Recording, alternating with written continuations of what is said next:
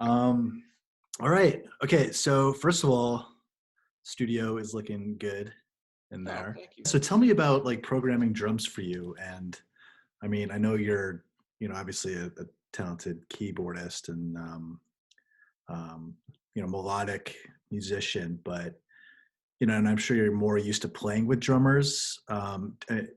Playing the the sequencer and programming drums, is that something you really like enjoy, or is that like kind of like one of the more like you just kind of like you're like, okay, that's just part of the game with making club music, Oh like no, no, no. I at a young age was fooling around with drum machines. So yeah. for me, drum machines, programming drums and doing arrangements, I've been doing uh almost as long as I've been writing music.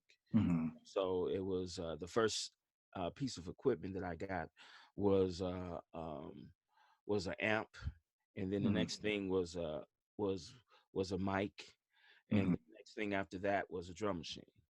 Hmm. I had already had a piano in my home to Hmm. write on, so I was just trying to make sure that I could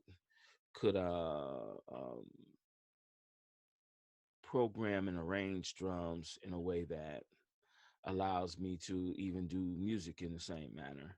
Hmm. So I kind of married the two. I was already writing songs in its totality, and then I started arranging songs. When I say writing, I'm saying the melody, chord progressions, and a little bit of the rhythm.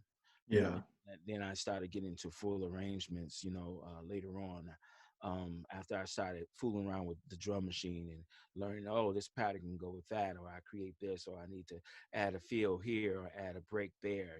So early on, yeah, definitely much early on in my writing, was I using drums. So I'm not a drummer. I have I have I have been taught drum But you have patterns. that swing. So I've You been have taught swing. I've been taught how to swing. I've been taught how from actual drummers, how to swing, how Mm-hmm. to do triplets, how to do paradiddles, Mm-hmm. ratomacules. Do you ever find yourself like reaching for not necessarily sample packs, but like um, just like little easier, um, tools, like say, the I'm not VST you really like, or I'm not opposed to using tools, but mhm, I'm also not opposed to using good old fashioned songwriting. yeah, So it's like when you can do it, why not do it? You know what I'm yeah, saying? Now I'm not saying if I run across a dope sample and it just motivates me, and I just want to include it in my tune. At hmm, one point in my life, I felt uncomfortable with that because I felt like I didn't need that. I was like, I'm a musician, I can play it myself. hmm, You know what I'm saying? But when I realized, I said, the more I progressed in life, the more comfortable I got being able to play stuff. It didn't hmm, matter, and say, oh, I could have played that, but it was already done, so I just used it. You know yeah, what I'm saying? So it's I don't do that a lot. hmm, That is not my cup of tea when it comes to writing. hmm, Now different things that I don't necessarily play, like guitar or something like that. Yeah, I might take a guitar loop and chop it up and then replay it. hmm. In the melody that I want it to be in. If that particular loop allows me to do that. Did you ever find yourself at a point in your life where you'd go to the record store and dig through dollar bins and look for records on the pretense of trying to get Samples? samples? Yeah. No, Or okay. It never. was just yeah. Never. I grew up with a pretty extensive record collection. And if I was going to sample, I would go to those records. So what usually happened was that I was working with a partner or a friend that liked to sample, and they would probably go through my record collection or bring their own samples, and then we would manipulate that stuff. So me, as far as me sampling, no. But now, say for instance, like Reasons might have a lot of drum loops and different progressions in it, and I Mhm. might, I might. To me, that's like sampling because it's like, okay, Yeah. you're not taking the whole uh, particular portion of that song, but maybe you're taking the horn line, or maybe Right. you're taking the guitar line, and then you're manipulating and turning it into what you. I very rarely very rarely uh, um, use a line just like it is. Hmm. Very, very, very, very rarely. Like probably out of the thousands of songs I've written, I probably have done it maybe 5 times, 10 times. Right. Because what's So the fun in that, right? right, Yeah. but one thing I am gonna start doing is I do like doing edits. I'm gonna start doing more, Ah, you yeah. know, and fooling around with some of the records that I have and some of the pieces I really like and see what I can come up with an edit, on that stuff. And then, I would like to do more arranging or remixes of different music that I like. Yeah. I love Latin music. I love Afro-Cuban music. I would like to get a hold of some of those masters and be able to, do some different stuff with that, or just straight ahead jazz or it really any good music, man. I mean, Yeah. at some point that is more the DJ in me. Right. I have learned to really enjoy some of my compadres songs that are sample heavy, you know, Right. especially if they did a good job with it, you know. Have you found yourself recently like putting on a record and you know wishing that it had that like 808 kick drum or something so it would kind of it would fit in a set for you or Yeah, uh, that's true, but you still could always do use a drum appella up underneath the track and just right. do a good blend, and make it work like that. That as a DJ, I do that, So it just really depends. Cool. It depends, but I really do like, and it also shows me how other people write too. When you see a person's session, you can kind of see how they write. Hmm. What they did here. Why did they do that? Why? Right. Oh wow, that note is out, but it doesn't sound out once you put this other chord progression with that. It's Right. different things that you don't always notice. You know, once you get a chance to break down someone's writing, to their drum patterns, to the percussion patterns, to what it just depends on what they have in it. The Hmm. way they approach their strings, just a whole gamut when it comes to writing and arranging. It's still always that's always very fascinating to me. So, you know, we know that the I Need You EP, Malik, is in honor of your wife to your right, to the lovely Badriyyah right Yes, here. yes, yes. So, and I mean, I have you here. Why don't we talk about your level of involvement with Malik's work and your your relationship with music and like you know, what what makes this what makes this thing work. Oh, that's Not to put you on the spot or anything like that. well. I would say when we first met, we met when we both worked at the Detroit Institute of Arts. I heard from a friend that he did music. We Hmm. were a friend and I were on our way to a movie, and she asked me to go in her glove box to get let's put some music on to listen to on the way to the show. Right. And I opened the glove box, and his tape, Malik's Mind, is in the glove box. Ah. Malik's Mind. Who? It, Malik? The Malik we worked with? Malik. Yeah.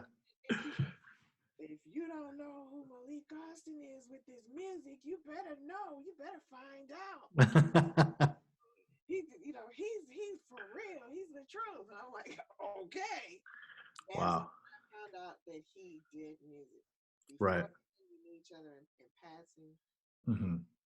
And and this is a big institution. We're talking about the DIA. Oh yeah, yeah, oh yeah. Fifth yeah, And largest in the country. yeah, wow. Okay. Largest museum in the country. yeah. Didn't know that. Cool. So fast forward just a little bit. Uh, we actually formally met on my birthday. Hmm. I was at a cafe called Cappy's having breakfast on my birthday, and he came in on a 15-minute break to pick up his breakfast. Ah. and we saw each other, started chatting, and we were talking about the use of sound and how that's reflected in songwriting. Mm-hmm. And he asked me, he said, "Well, how would you know anything about that?" And I said, "Because I'm a singer." And Right. we just, ended up chatting. 15 minutes turned into 45 minutes. So Wow. And so you probably got in trouble at work, Malik. he didn't. Oddly enough, I didn't. It He was didn't. Oh, it was kind of surreal. It was, Yeah. well, it's like serendipitous. Very mhm. serendipitous. 2 weeks later, 2 days before Valentine's Day, we went out and we've been together since 1999. And, Wow. we'll be 18 years married this coming August. Amazing. But that's how we connected on a musical level. And Mm-hmm. um, he and I have collaborated together Mm-hmm. on, the different Yeah, because tunes. Oh, she's a sorry. vocalist and a songwriter as well. Yes. You know, Cool. Hmm. and at some point in her life, she was an instrumentalist too. Yeah. And Mm-hmm. I'm trying to get her to get back to doing that. Yeah, you got this whole studio behind you. You Right. know, Right. Why So not use yeah. it?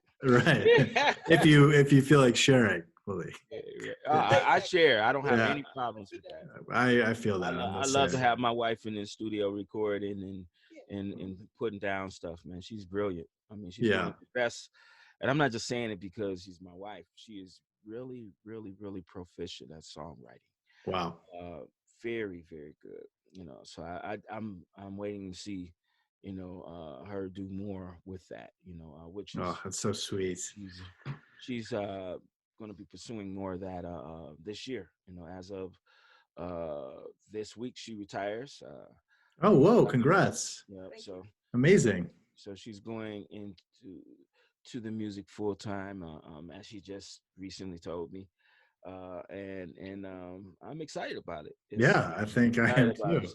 She has a project that she's gonna complete this year, an album project, and then we're gonna try to get her on a regular basis to do singles and stuff like that. So Oh, that's exciting. yeah. Okay, so this answers my question a bit. I mean, you're sort of like equally a music dork, like your husband. I would No, consider. I she's consider on us her to way be though. to be we're music Jedi. Jedi. You know what I'm saying? You would consider yourself a Jedi? You I think would. you that far along? I would say so. That's how I feel about music, She's and that's still how he feels about she's music. I'm the Jedi. She's the Padawan. No, it's a Jedi type She is a situation. Uh, phenomenal singer, though. I can't front. yeah, So we've And songwriter. She's I very collaborated on different things I over the think she's years. just modest. I try. good. Yeah. Try to be.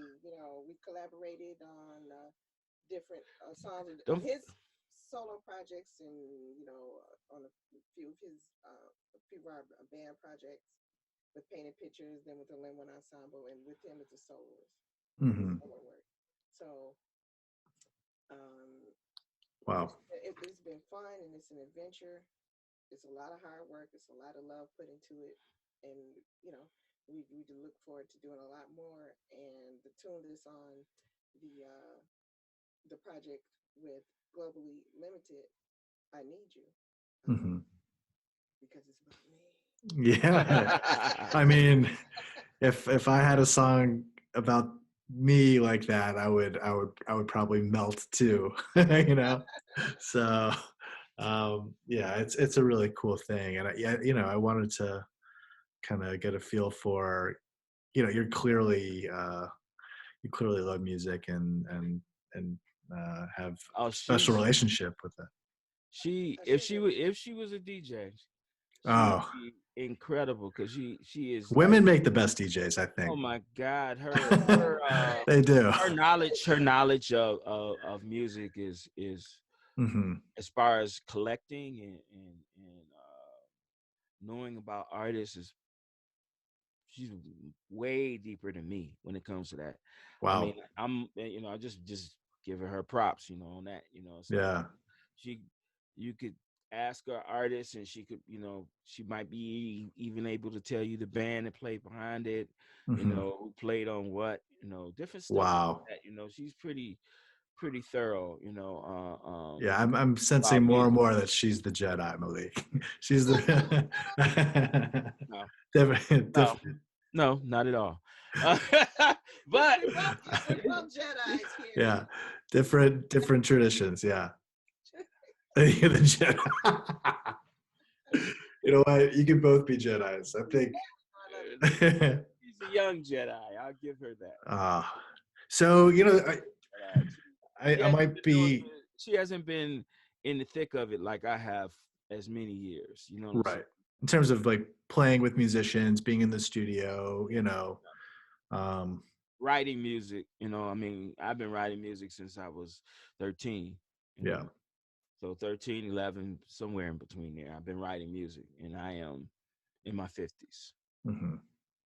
So, But let's talk about the Malik pre 1999 and the Malik post 99. Once Badriyyah is in his life and is obviously this supportive presence, and kind of you know brings about this duality in your life that is equal parts mhm. you know utmost respect for music.